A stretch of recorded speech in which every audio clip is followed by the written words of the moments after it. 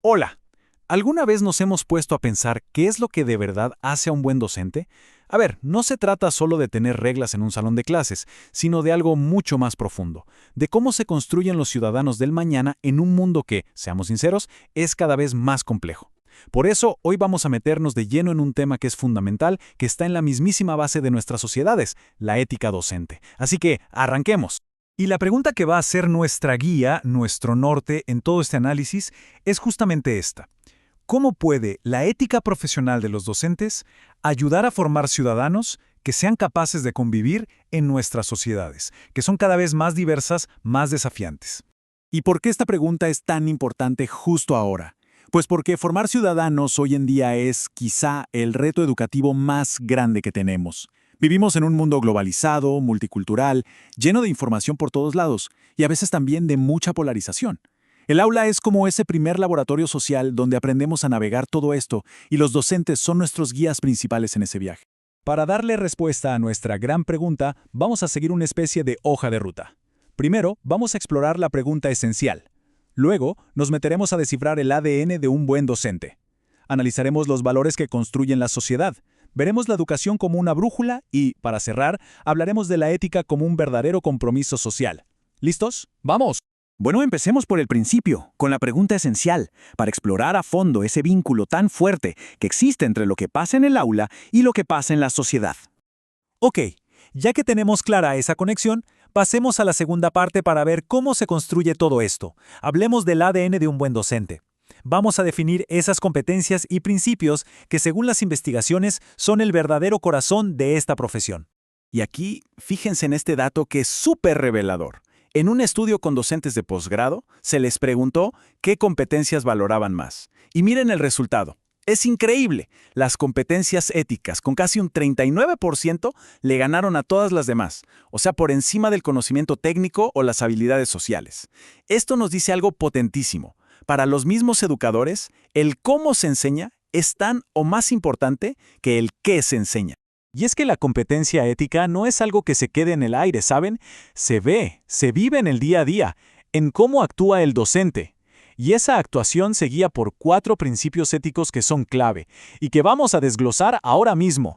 El primero es el principio de beneficencia. A ver, en palabras sencillas, es el compromiso de actuar siempre buscando el bien de quien aprende. Pero ojo, esto va mucho más allá de solo pararse a dar una clase. Significa asegurarse de que el estudiante de verdad aprenda, que se le abran nuevas puertas, que se le motive. Pensemos en ese profe que se queda después de clase para ayudar a alguien que no entendió. El foco es el aprendizaje real. Luego tenemos el principio de autonomía. Y este es fundamental. Se trata de respetar al estudiante como una persona completa, con sus propios derechos, opiniones y creencias. El rol del docente aquí es de guía, no de imposición. Por ejemplo, en un debate en clase, un buen docente no va a imponer su visión, sino que va a crear el espacio para que cada estudiante construya su propio pensamiento crítico. El tercer principio es el de justicia. Este nos abre la perspectiva y nos recuerda que la educación no ocurre en una burbuja. El aula no es una isla. El docente y los alumnos son parte de una institución y de una sociedad. Ser justo entonces significa promover la equidad y hacerse responsable de que las prácticas educativas sean para todos. Por ejemplo, asegurarse de que todos tengan acceso a los mismos recursos, sin importar de dónde vengan. Y por último, pero para nada menos importante, está el principio de no maleficencia. Este es, digamos, el cimiento sobre el que se construye todo lo demás, el deber fundamental de no hacer daño. Suena obvio, ¿verdad? Pero es muy profundo. Implica evitar activamente cualquier cosa que pueda llevar a un estudiante al fracaso, ya sea académico o personal. ¿Cómo no humillar a un estudiante frente a sus compañeros? Es la base de la confianza. Ok, perfecto. Ya vimos los principios que guían la acción. Ahora, en esta tercera parte, vamos a escarbar un poquito más profundo para ver qué hay detrás de ellos, los valores que construyen la sociedad, que son el verdadero fundamento moral de la enseñanza. Entonces, ¿cuáles son esos valores? Cuando se les preguntó a los docentes, estas 5 respuestas fueron las que más se repitieron: respeto, honestidad, responsabilidad, tolerancia y solidaridad. Y fíjense que no es ninguna coincidencia, son precisamente los valores que más necesitamos para poder convivir en sociedades que son diversas y democráticas. Y lo mejor de todo es que estos valores no se quedan en el aire, no son solo palabras bonitas en un papel, se convierten en acciones súper concretas. El respeto se transforma en valorar las opiniones diferentes de los estudiantes, la honestidad en tener la humildad de decir no lo sé para modelar integridad, y la responsabilidad en un compromiso real con el progreso de cada alumno. Así es como los valores cobran vida en el aula. Y justamente hablando de valores, esto nos lleva directo a la cuarta parte. Si ya tenemos estos principios y valores como base, podemos levantar la mirada y preguntarnos, bueno, ¿cuál es el gran propósito de todo esto? ¿Hacia dónde apunta la brújula de la educación? Y para responder a eso creo que no hay nada mejor que esta cita potentísima de la Declaración Universal de los Derechos Humanos. Dice que la educación debe orientarse al pleno desarrollo de la personalidad humana y al fortalecimiento del respeto a los derechos humanos y a las libertades fundamentales. Es una visión humanista, universal, que nos recuerda para qué enseñamos en primer lugar. Ok, esa es la gran visión, ¿verdad? Pero ¿cómo la aterrizamos a los retos que tenemos hoy? Pues justamente a través de ellos, fomentando la inclusión y la diversidad real en el aula, enseñando a navegar el multiculturalismo con respeto y promoviendo una ciudadanía digital que sea crítica, que sea responsable. La ética docente es el puente que une esa gran visión con nuestra realidad. Y con todo este recorrido llegamos a nuestra sección final. Aquí es donde vamos a atar todos los cabos para, ahora sí, responder de frente a la pregunta con la que empezamos todo esto. Recordemos la pregunta que nos ha guiado en todo este análisis.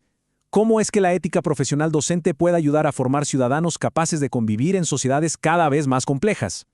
Bueno, la respuesta, después de todo lo que hemos visto, es clara y contundente. Al encarnar y modelar día a día esos principios de beneficencia, autonomía, justicia y esos valores de respeto, honestidad y responsabilidad, los docentes construyen activamente, con cada acción, los cimientos de una sociedad más justa, más empática y más democrática. No es algo teórico, es una construcción práctica. Los maestros no solo enseñan, construyen sociedad. Y el impacto de esto es enorme, porque transforma la educación por completo. Deja de ser una simple transmisión de datos, de conocimiento, y se convierte en lo que de verdad tiene que ser, la formación de seres humanos integrales, que sean capaces de pensar por sí mismos, de respetar al otro y de aportar al bien común. Por lo tanto, la ética docente no es solo una guía de conducta profesional, un manual de qué hacer y qué no. Es muchísimo más que eso. Es un compromiso activo, diario y poderoso con la construcción del futuro que todos queremos.